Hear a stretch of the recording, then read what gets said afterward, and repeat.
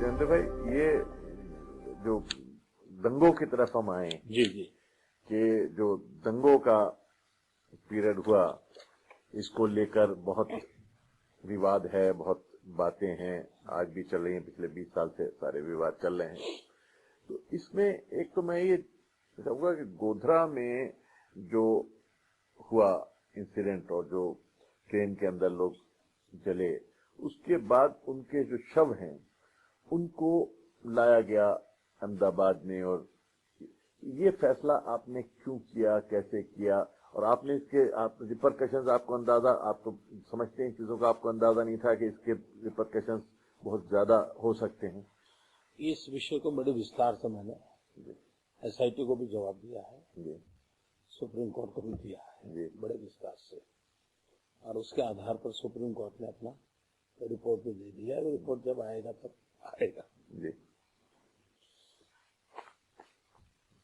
कोई भी शव होगा जी उसको देना तो पड़ेगा वापिस उस परिवार को। जी देना पड़ेगा, नहीं देना पड़ेगा? देना पड़ेगा। जहां पर सबसे ज्यादा तनाव है वहां पर कोई डेड बॉडी ले जा सकता है क्या? मान लीजिए महसाना का किसी का डेड बॉडी है, वो गोधरा लेने जाएगा क्या?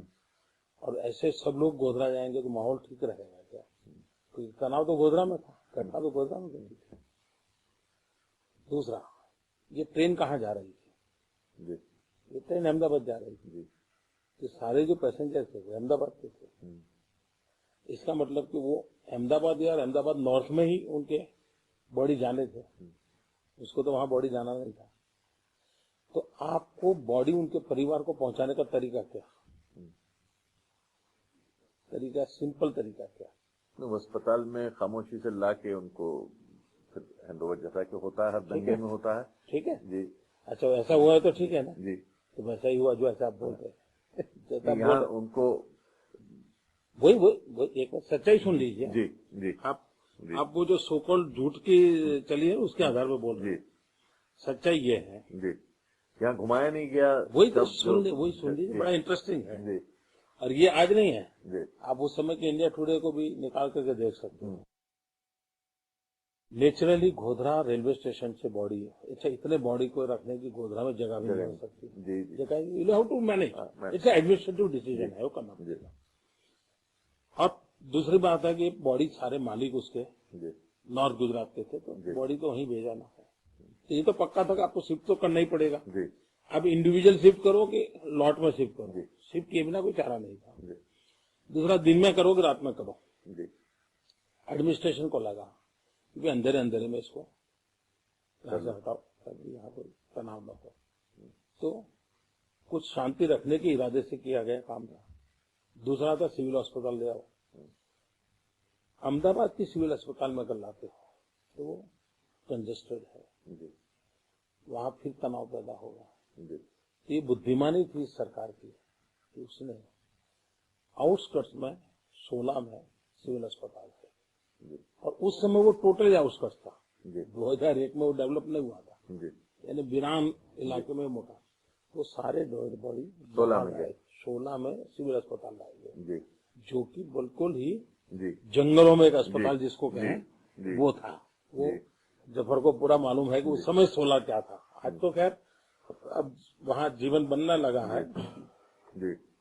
और दूसरा, वहां से कोई जुलूस नहीं निकला है, चुपचाप उन परिवारों को डेड बॉडी दे दिया गया, साथ में पुलिस दे दी गई, एक भी प्रोसेशन नहीं निकला है, जो इन्फॉर्मेशन, नॉट अ सिंगल। अच्छा, इतना ही नहीं, 13 या 14 बॉडी ऐसे थे, मुझे एग्जैक्ट फिगर वेरीफाई करना पड़ेगा, जो आइडेंटिफाई नहीं हुए। तो उसका भी 16 अस्पताल के पीछे चुपचाप टेक्निकल जो चीजें प्रोसेस इतनी केयर की गई है, लेकिन अब झूठ चल पड़ा है।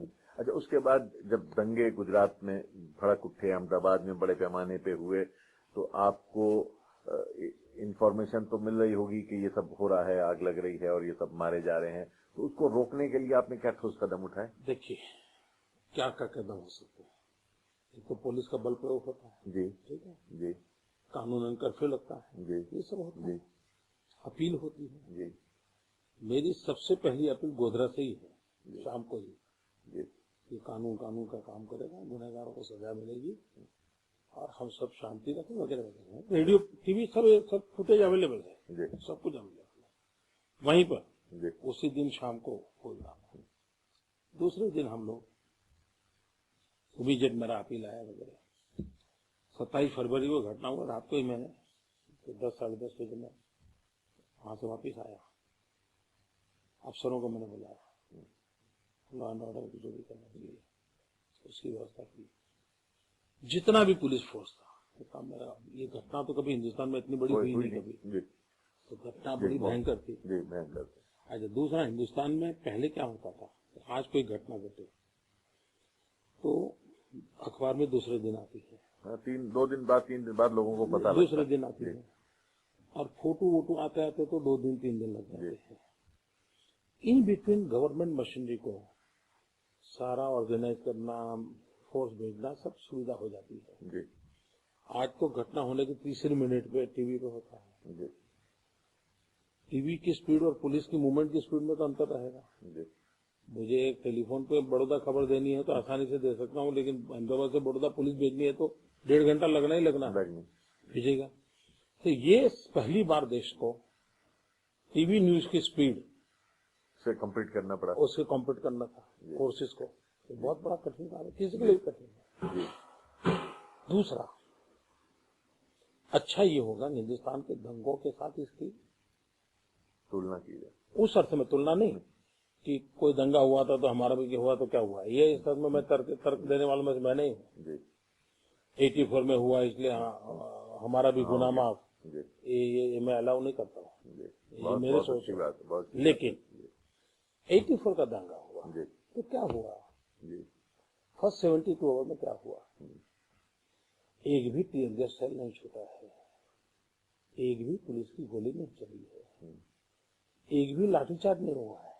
फर्स्ट 72 लाठीचार्ज एक जगह पे हुआ तो कहाँ हुआ था, जहाँ इंदिरा गांधी का डेड बॉडी रखा था, वहां जो भीड़ हुई उस भीड़ को कंट्रोल करने के लिए लाठीचार्ज हुआ। यहाँ पर 27 तारीख को एडवांस में कितनों का अरेस्ट किया, कर्फ्यू लगाया गया, कितनी गोलियां चली, कितने टीयर गैस चले, कितने लोग गोलियों में मारे गए, ये हिंदुस्तान का रिकॉर्ड है। लेकिन आपके अब बहुत से लोग, अपने भी अफसर भी, नेता भी, उस वक्त भी आई थी ये बातें, कुछ मीडिया में भी आई थी कि आपने ये कहा कि अभी 48 घंटे गुस्सा निकालने दो हिंदू समाज को। ये पांड्या जी ने भी बात आई, ये जिन्होंने कहा है इसका सुप्रीम कोर्ट पे तो भरोसा करना पड़ेगा, किसी पर तो भरोसा करना पड़ेगा। जी करना पड़ेगा, बिल्कुल। वो सुप्रीम कोर्ट ने वो कमेटी बिठाई, उसने सारा रिपोर्ट निकाला है, रिपोर्ट दे